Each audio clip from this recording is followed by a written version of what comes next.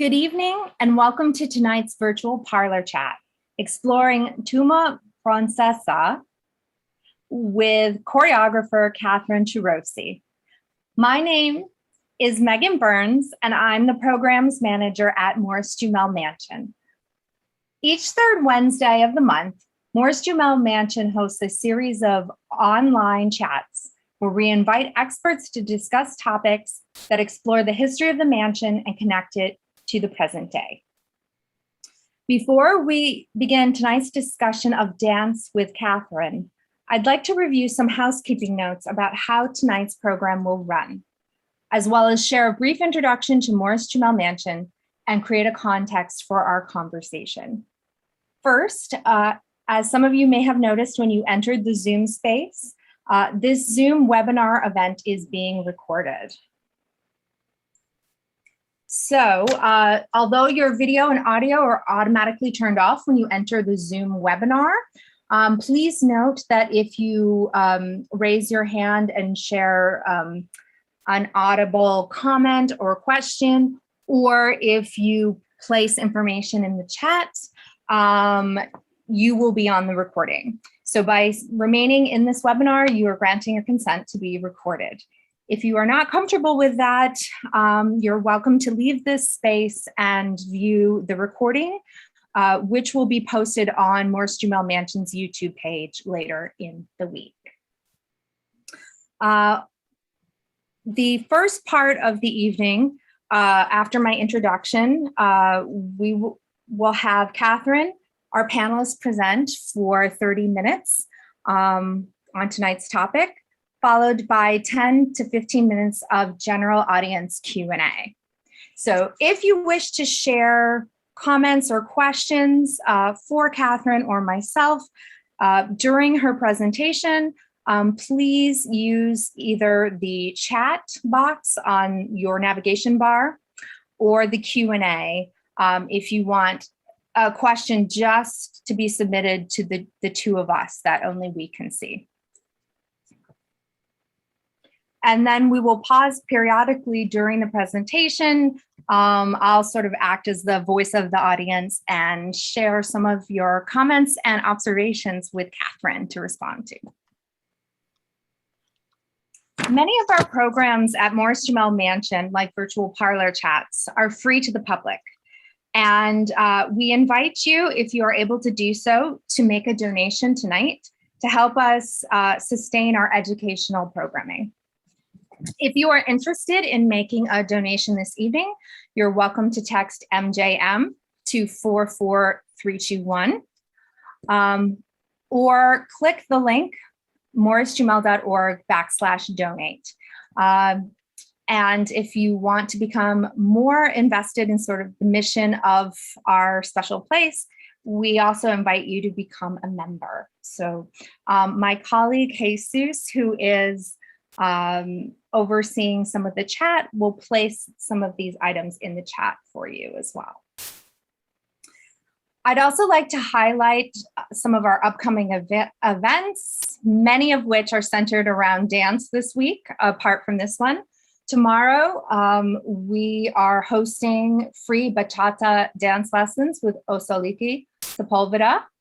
Those will be on site, and they will be held every Thursday in September from 5:30 to 6:45 p.m.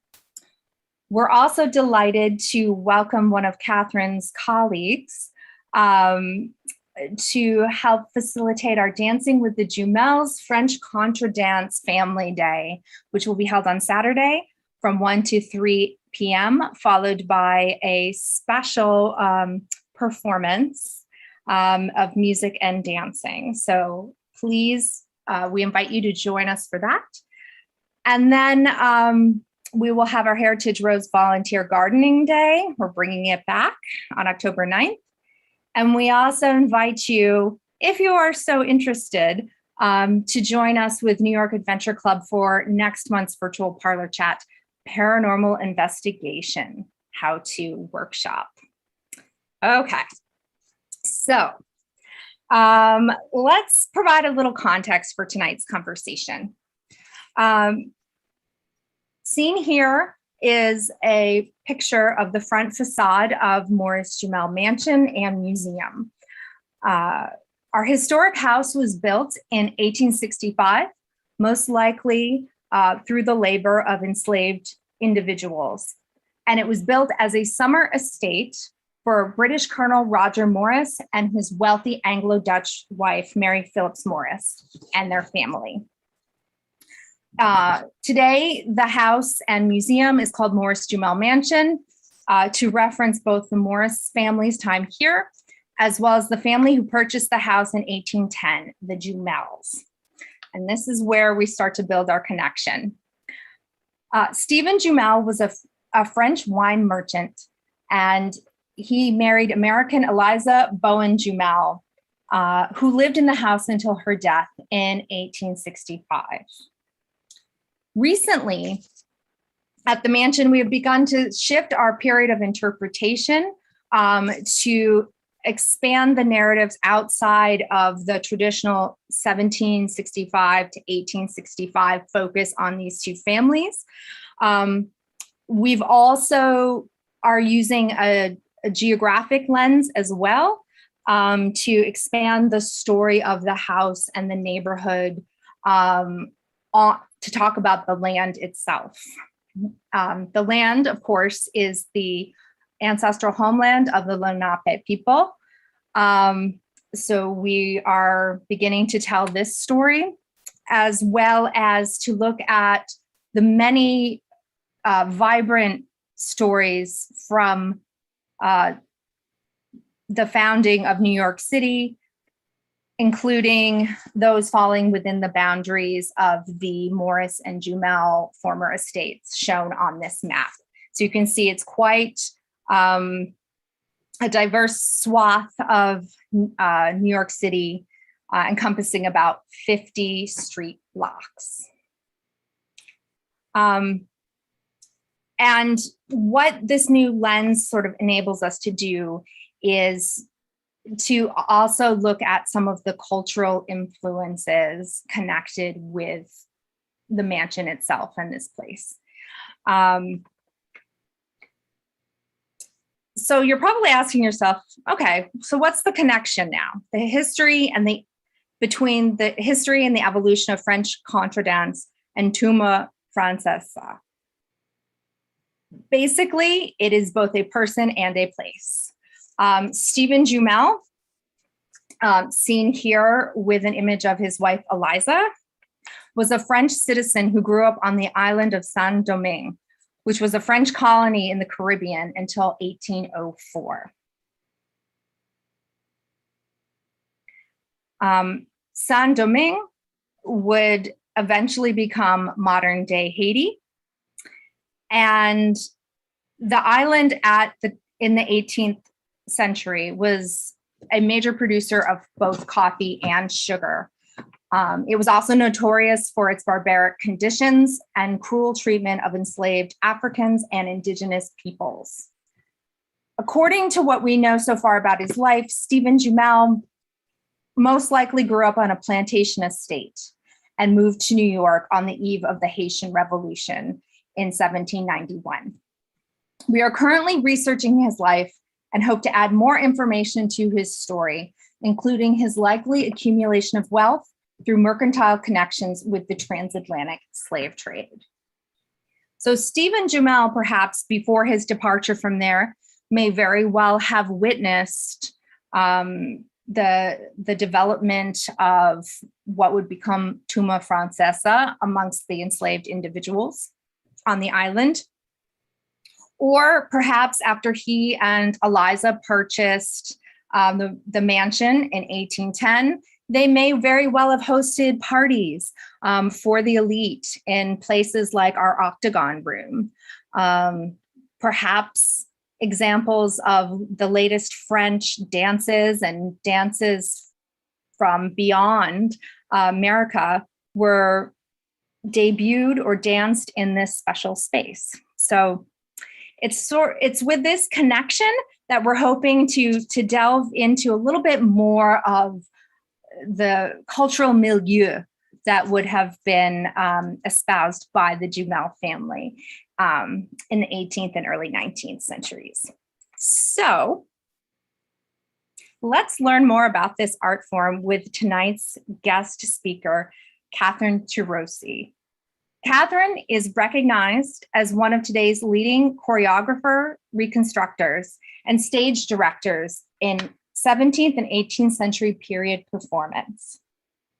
She has over 70 Baroque opera ballets to her credit and has been decorated by the French Republic as a Chevalier in the Order of Arts and Letters. As a ballet dancer, she performed with the Cleveland Ballet under Alex Martin. And as a modern dancer, she has performed with choreographer Mitchell Rose and in many of her own original works in New York City.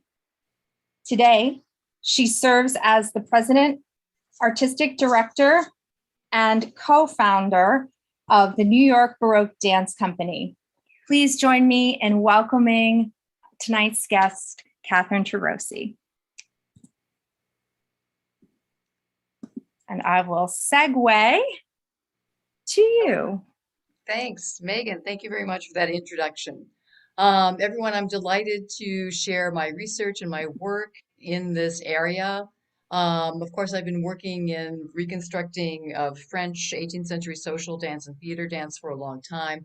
And in 2003, I began a more serious look with Marcia Dater into the Haitian, colonial Haitian dances. So I'm just going to share my screen. I'm going here. I'm going to talk myself through this. A little basic. I have my share sound, and we're going to go here to the PowerPoint, and let's see what we have. Great. Yay. Okay.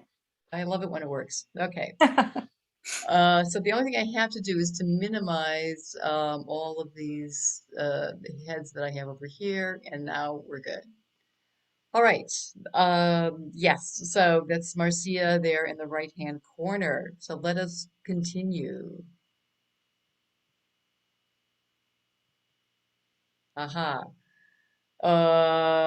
Yes. So what I'm experiencing at this moment is that my screen is not moving, that it seems to be a little frozen.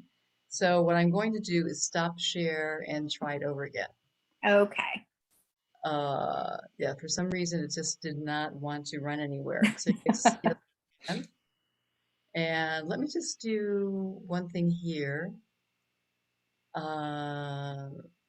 so that we don't get into the same thing. But of course, you as a performer are experienced with improvisation, I'm sure.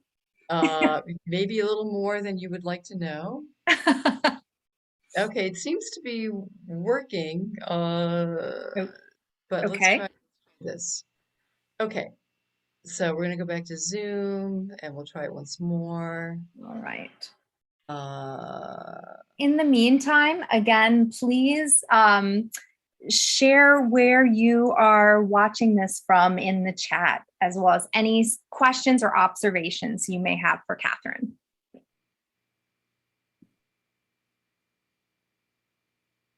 Okay, so we're just going to go to the slideshow from the beginning. Sorry. I think if you go from current slide, you can either go from current slide or the beginning. Okay, let's try that. And let's see if we can, there we go. Thank you. Très bien. Merci. In 1685, Louis XIV sent his dancing masters to London to bring back dances for the French court's delight.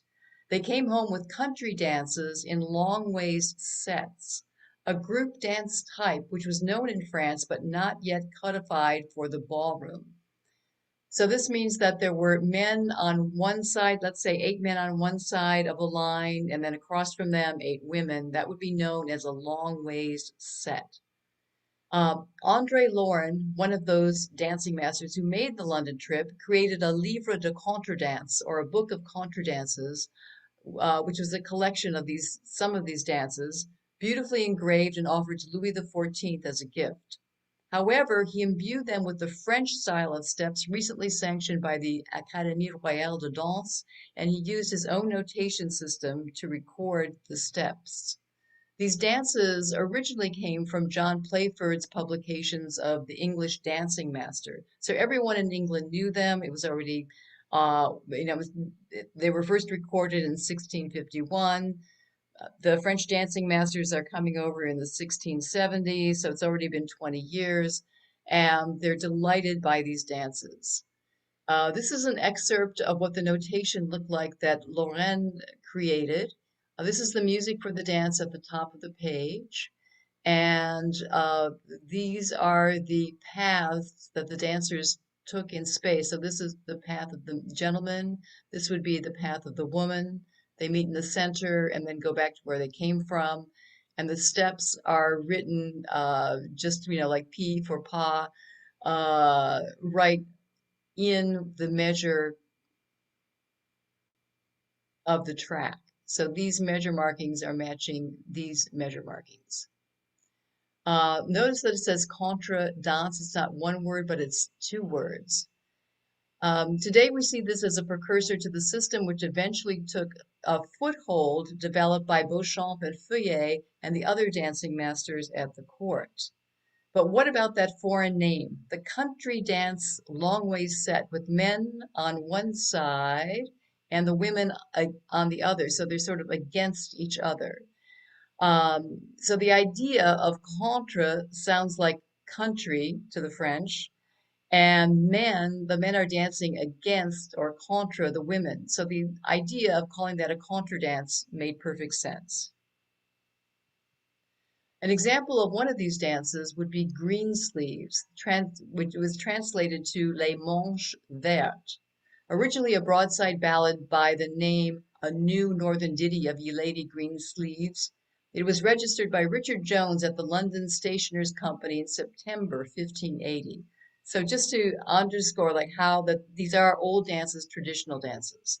By 1706, this tune was an old dance and was adopted by the French, published in dance notation and known as Les Manches Vertes.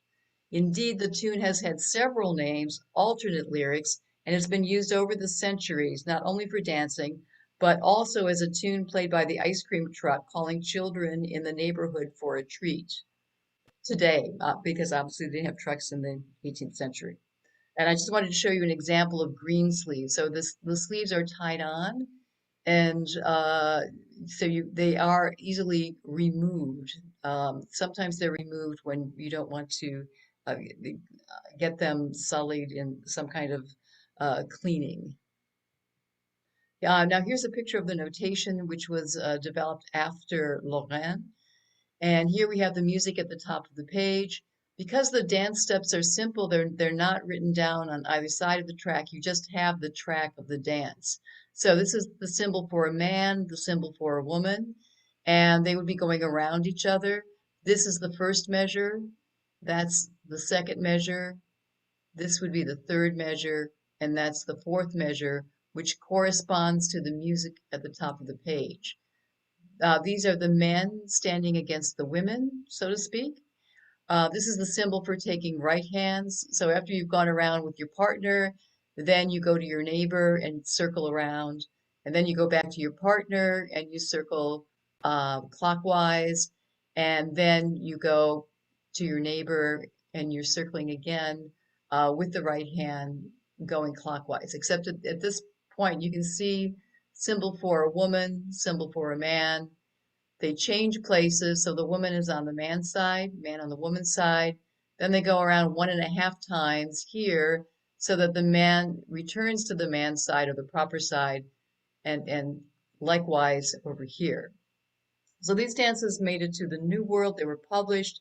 They were brought by relatives to the New World, or they were mailed. And we have found these notations in New York, Montreal, Port-au-Prince, also Charleston, South Carolina, many, many places. This is an example of the more fully notated dance.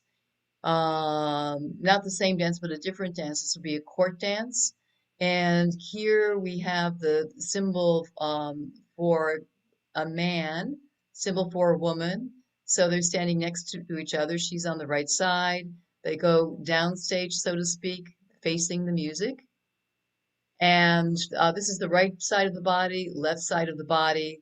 So these tell you this, for instance, this is assemblée si son, pas de bourrée, assemblée si son, pas de bourrée, temps de courant, pas de bourrée, and temps de courant. So anyone in the audience who's taken ballet classes, you'll recognize some of those terms. And you have a quick reading of where you're going in space and what the dance steps are. Let me give you an example of this. This is the Minuet à Quatre. It's a choreography by me. And just as you saw those drawings in the space with the dance notation, watch the dancers move with the same sense of geometry. The music is from Don Giovanni. It's by Mozart, and this is a minuet that would have been done at the end of the 18th century, beginning of the 19th.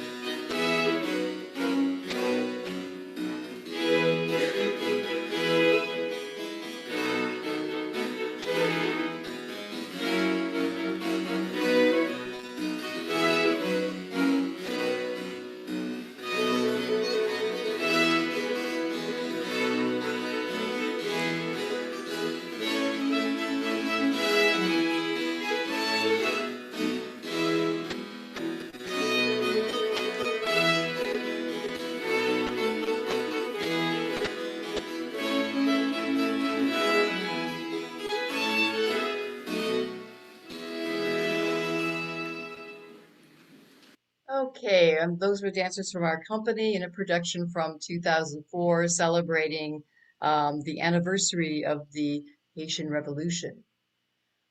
Here we have Moreau de Sainte-Marie, a very important man. He was the son of Bertrand Nédérec and Marie-Rose Moreau de Sainte-Marie, born in Martinique. He was a lawyer and writer with a career in public office in France, Martinique, and Saint-Domingue, which is now the Republic of Haiti. So he was quite busy traveling in between all of these places. He married into a well-positioned family, which allowed him to expand his connections among the French people, and in time positioned himself as a member of the Parliament of France. Moreau was deeply involved in the founding of the Museum of Paris, which he was later appointed president of in 1787. And I bring him up because he created one of the few original documents describing dances in Haiti at the end of the 18th century. And it was republished, a sort of 200th anniversary, was republished in English in 1976. And that's when I first came upon this document, which described in words the dances that were being done in Haiti, both by the colonialists and by the slaves. Here we have our the demonstration from Marcia Dater from her research. What she has, of course, it's not written down, so it's what she has imagined it would have looked like in the 18th century. And if you watch closely, you'll see a kind of mocking of the European dance style with the geometry of the dance and also with the bendings of the body, sort of mocking a bowing.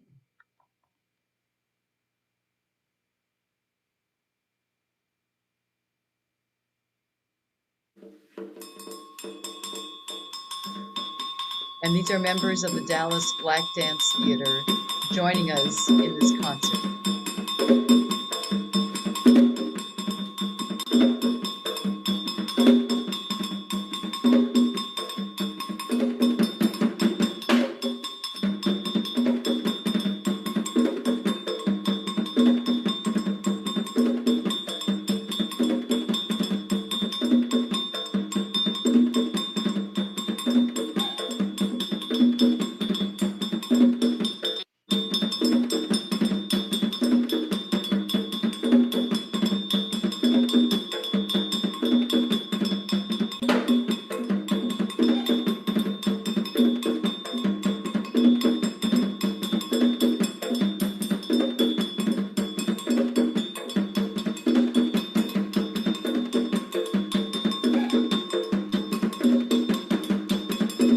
Kind of bowing to each other in the dance. And of course, the women are wearing more of a housemaid's dress.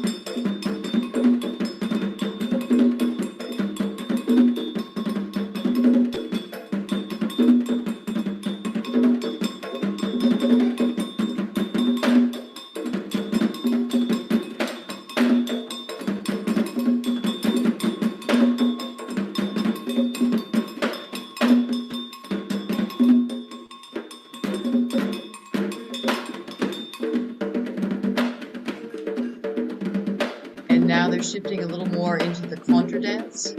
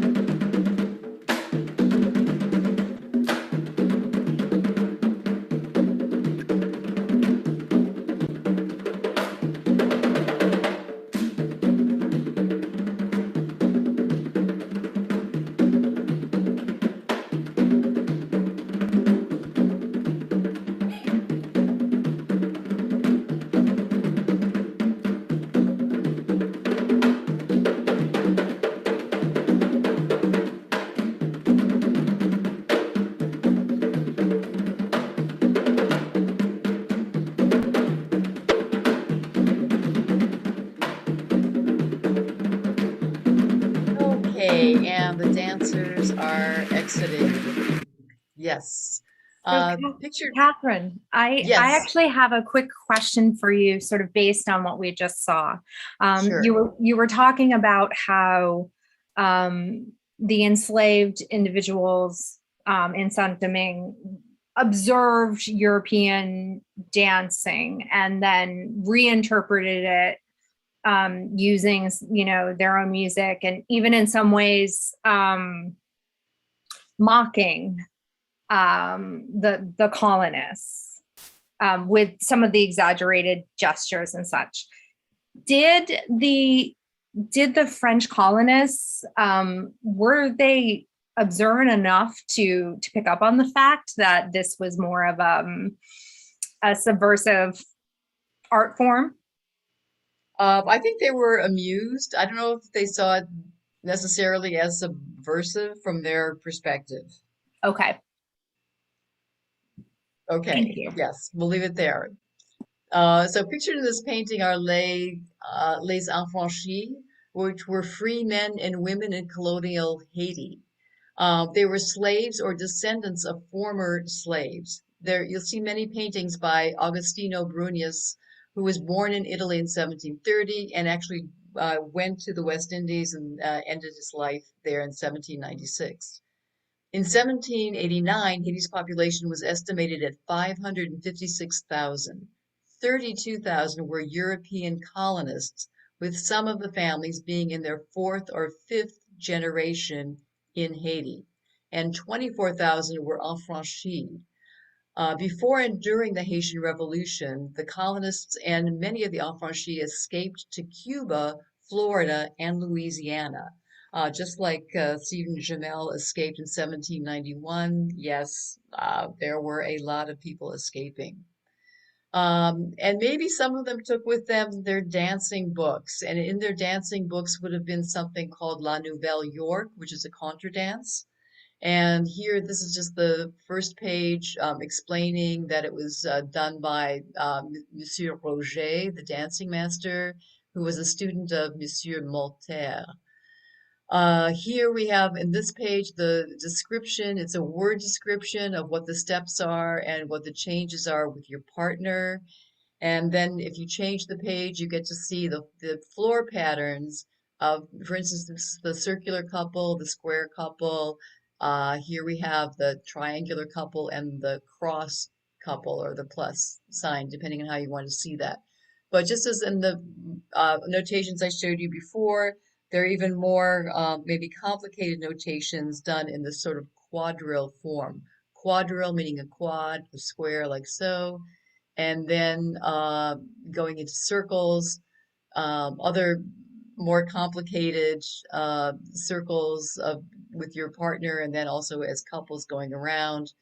But it did record the various dances. And an example of what that looks like is this reconstruction from that notation, which I did for this particular show.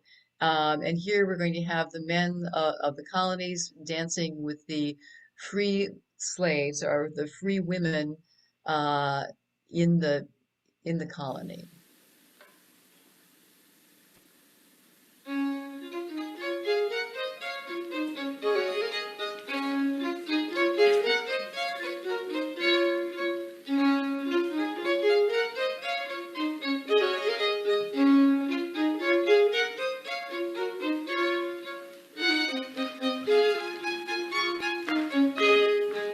So it's a little more complicated than what we saw in the minuet, in that there are twice as many people.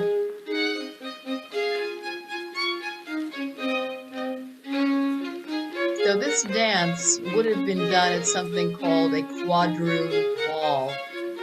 And the women who would have been invited to the ball were there specifically to make liaisons with the gentlemen. And it was called the quadrille ball because they were a quarter black. They probably had white colonial fathers and then half black and half white mothers. So this was a whole nother sort of caste system that existed in Haiti and actually made its way to New Orleans as well.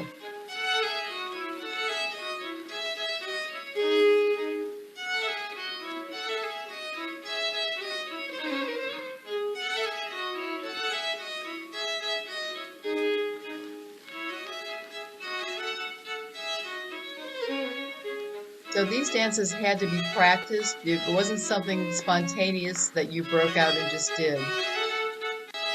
There was a certain amount of education involved.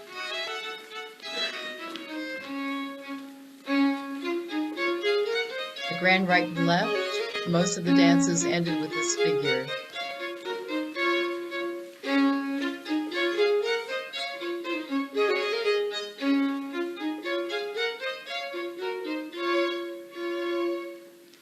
Okay, going on. Let's go right to the contour dance. This is an Allemand from Le Divin de Village. The music is by Jean-Jacques Rousseau. So in our presentation, we wanted to also imagine what would a contour dance look like in the same situation at a quadrille ball.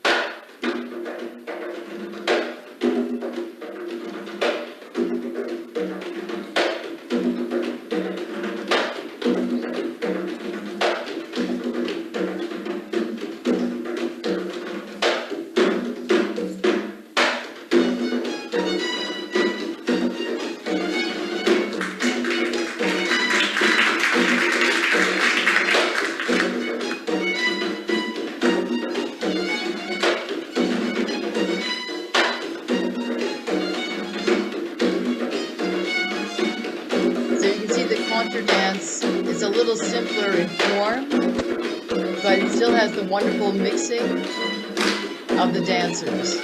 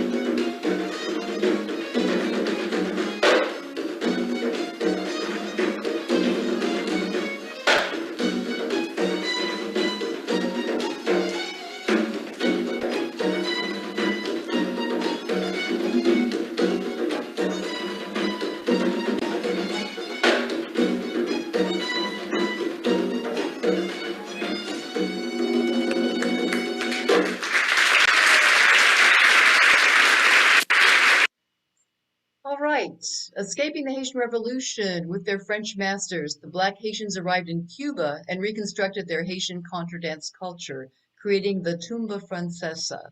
The name Tum means party, merriment, union. Francesa is used because they consider themselves French. Some will also tell you that the tumba refers to the drum. So I've seen both of these references.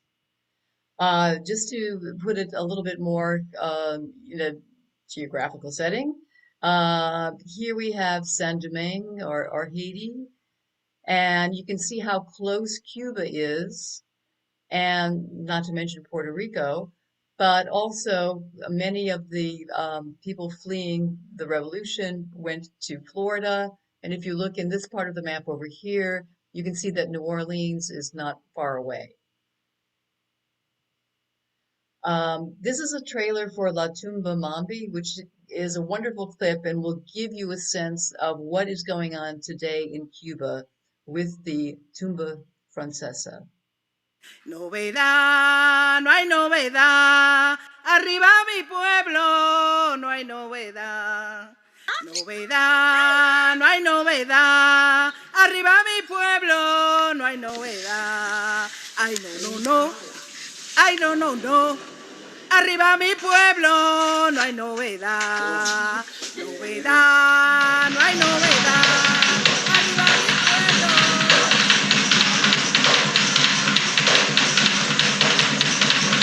Mi pájaro puede cantar y aprender a cantar con ellos.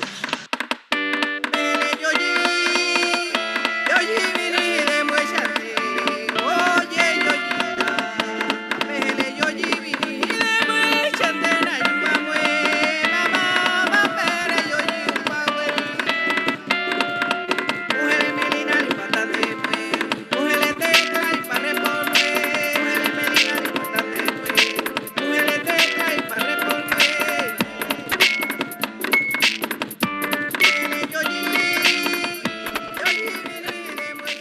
Pero es que el baile se llama tumba francesa, ¿por qué? Por los tambores africanos, que son tumba, y la tumba es música, es alegría, es...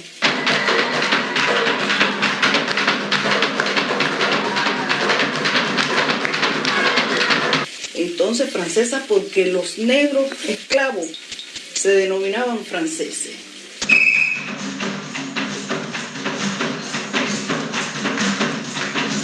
Esa era una forma de burlarse de ellos. Tú me maltratas, yo soy negro, tú me maltratas, pero yo puedo bailar la danza que tú bailas en tu salón. Lo únicamente que tú lo bailas con tu orquesta, con tu música, con tus violines, y yo lo bailo con mis tambores, pero lo bailo igual que tú. Mando, oye, mole, camagüey. Mando, oye, mole, camagüey. Oye, mole, camagüey, a buscar las reses que están allá. Oye, mole, camagüey, a buscar las reses que están allá. Oye, mademoiselle, dale, compañero. Oye, mademoiselle, dale, compañero. Voy pa' acá pa' acompañemos. Voy pa' acá pa' acompañemos. Voy pa' acá pa' acompañemos a buscar las reses que están allá. Y cuando fui creciendo, fui preguntándole a mi abuela cómo eran todos los pasos para tocar, bailar y cantar. Hay cantos que hablan de la revolución, cantos que hablan de la vida del esclavo en el barracón, del sufrimiento. Hay cantos de sátira, que son muy cómicos. Hay cantos del amor, de la salud, la enfermedad, de la ambición del mundo con respecto al dinero. Son muy variados, corticos pero variados, concisos. Mando, oye, mole, camagüey. Mando, oye, mole, camagüey. Oye, mole, camagüey, a buscar las reses que están allá. Oye, mole, camagüey, a buscar las reses que están allá. Yo quiero ser pilota, pero de médicos. Y me gustaría seguir también en la tumba, haciendo las dos cosas.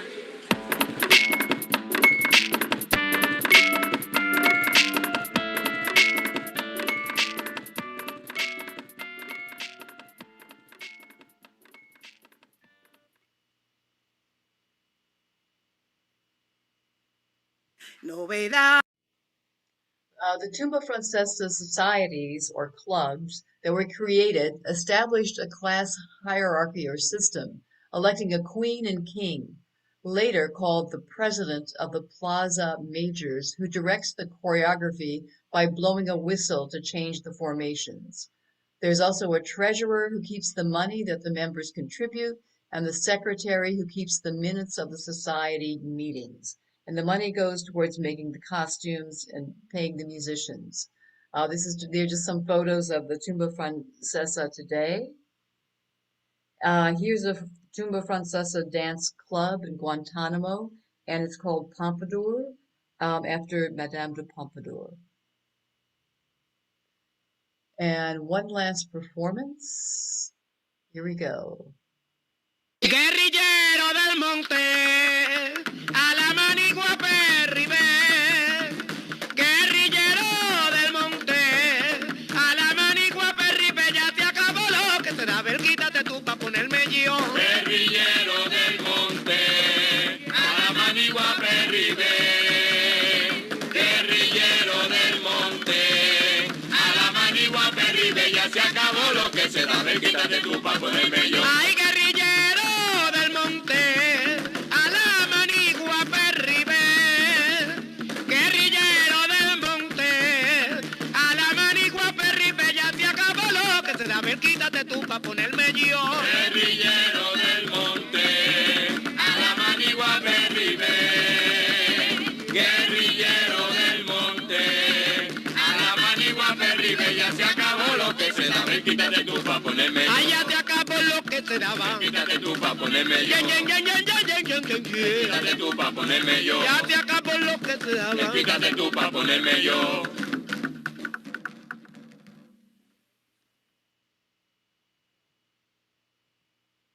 I'd like to thank the following artists and contributors, and I'll go ahead and let you read this text. Megan, I know that you're concerned that we have some time for questions. So maybe while people are reading the credits, we could collect our questions from the chat, and I could Sure. begin answering some of them. I just wanted to say one thing though, which I forgot to say.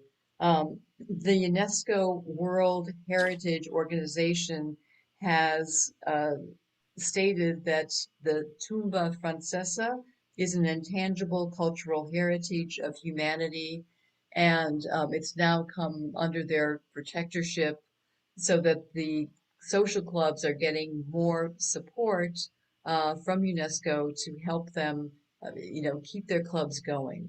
And this is a rather complicated discussion, but maybe I'll just leave it at that. Let me just change so we can continue with our credits. The drum ensemble led by master drummer Damas Fanfan Louis was really sort of crucial to our presentation, and we're very thankful for his expertise and for coming from Haiti to join us in our concert. The last set of people that you saw dancing were from the uh, Cuban folkloric dance company Kutumba. So those were more professional dancers. The dancers you saw who were of various ages were the dancers from the club, the social club.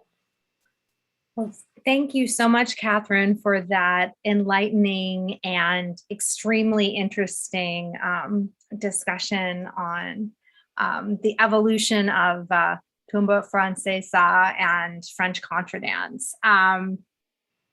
I do have a few questions. And again, anyone who has additional questions, please feel free to either place them in the chat or to raise your virtual hand and we'll call up on you. So there's a question about instruments.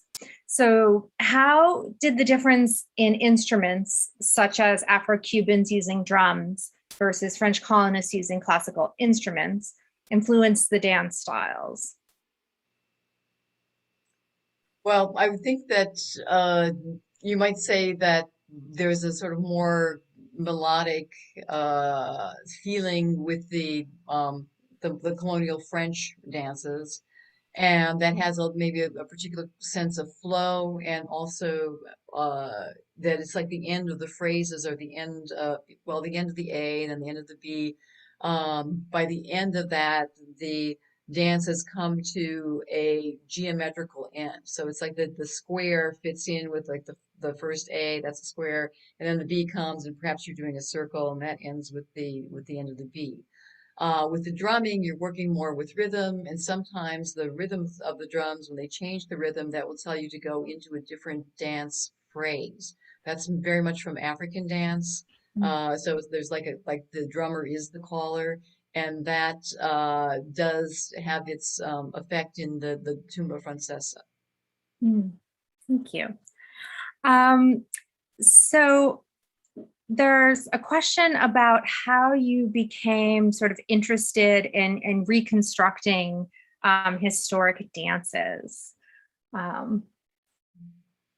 Is that just a natural, interest that you came, to dedicate your life to sort of reconstructing, these 18th, 19th century dances using dance books and what have you, or did that kind of evolve over time? I think I've always been interested in history. My grandparents came over from Slovakia and also from Ireland and from Scotland. So my father's first language was Slovak. It wasn't English. My grandmother used to speak Gaelic. So, growing up in Ohio as kids, we would always hear about the old country. And so we always wondered what was old about the old country. And then I was very, interested in ballet, and I knew that ballet had a history. And then I was wondering, well, how do they do that in Europe? And how did they do that before then? So I think there was always a curiosity because there was so much comparing in our family conversations about what was different in the United States. So I think it probably started there. Mm-hmm. And it looks extremely complicated, to do. I mean, looking at some of those dance books and pamphlets, I'm wondering, in the 18th century, say in the American colonies, how what was this sort of a skill, or did many elite families have either dance instructors who might do this for them, or were they conversant enough with the notation to be able to reconstruct it themselves? Yes and yes. Yes and yes. So as part of your education, just as if you were sent away to school to learn math, geography, science, part of the day would be spent learning dances, because that's you just had to, in order to uh, sort of negotiate your way in society. So anyone who was educated at a college, or even a girls' school, would know these dances. And then in terms of reading the notation, I think that maybe more of that maybe people had more time in Europe to learn the notation. Yes, it would have been introduced as part of your education. So some people did read the notation system, and obviously it's just like a code. And once you have a feeling for it, it's really not that difficult to read. And that was the way, through writing, through printing, through engraving, that was the way the dances made their way from Europe to the colonies. Mhm. But then, of course, there are also dancers who are not reading the notation, or students who are not. And then you had the dancing master that would travel from town to town, depending on where you were. But if you were in a large city like Philadelphia or New York, there would be dancing masters that had schools, and you could go to their school. Okay. Because I'm imagining we've got some with the Morris family that had the house constructed for them. We actually have an exchange of letters between. We only have Roger's side of the conversation to his wife during the Revolution, and he actually did make reference to one of their daughters in England attending sort of like finishing school, and that her dancing left much to be desired. So, Yeah, that would not be good, because if you can't mix in that contra dance and hold different hands of different men, you're just not going to be in the pool. You're going to be right, out. you're not going to be as eligible. Although reportedly, her mother, Mary Phillips Morris, was quite the accomplished dancer and was quite a catch. And in the 18th century, it's alleged that George Washington may have had a thing for her. And I heard he was a good dancer. He was very good dancer. So you mentioned how Tumba Francesa is a UNESCO heritage. And it's protected. Focus. Correct. Yeah. How popular is Tumba Francesa, today in Cuba? Is it, you showed us an excerpt from the documentary, and it seems like there's certain music that's made commercially sort of in conjunction with that. How popular is it, and where apart from Cuba might you find this tradition happening today? Well, I think there's a form of Tumba, but not exactly that, in Jamaica, for instance. If you look at the dances in Jamaica that are the traditional dances, they have the same kind of contra dances and the same kind of quadrilles. So part of the reason it's being protected, then this is the complicated part. So you have these societies where they want to put on these dances, and the government sees that the tourists like these dances. So then the government of Cuba, they are educating professional dancers in a university to be teachers. And they take these university teachers and they take them to the clubs, and they say, why don't you teach them how it really is? So then it's not like word of mouth anymore. And then there were some complaints that these teachers were saying, well, in exchange for my teaching here and for you being a part of this whole, social cycle, the government is paying for your costumes, and then you in turn are going to be dancing for the tourists.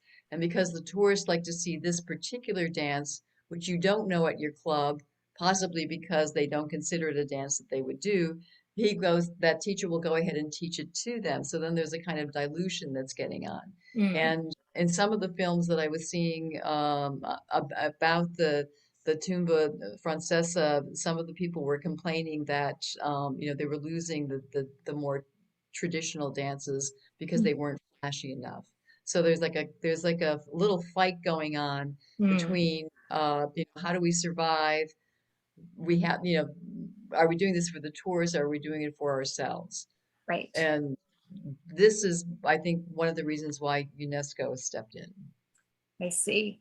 I mean, that sounds like, it sounds sort of like an ongoing dynamic too. Once something becomes popular, it becomes commercialized or appropriated. And then, whose art form is it really? Who does it really belong to, or should it belong to? Right. And then as a language, does it become a dance language that's no longer spoken? Ah, that's true. I mean, you tend to think of spoken language, but definitely in terms of dance, that you're absolutely right. I never thought about it like that. It is its own language. Um, so we are almost at the end of our program. But final invitation, I recognize some of you in the Zoom room. If any of you would like to share sort of questions or comments about this. Catherine, have you actually danced Tumba, a form of Tumba, before Tumba Francesa?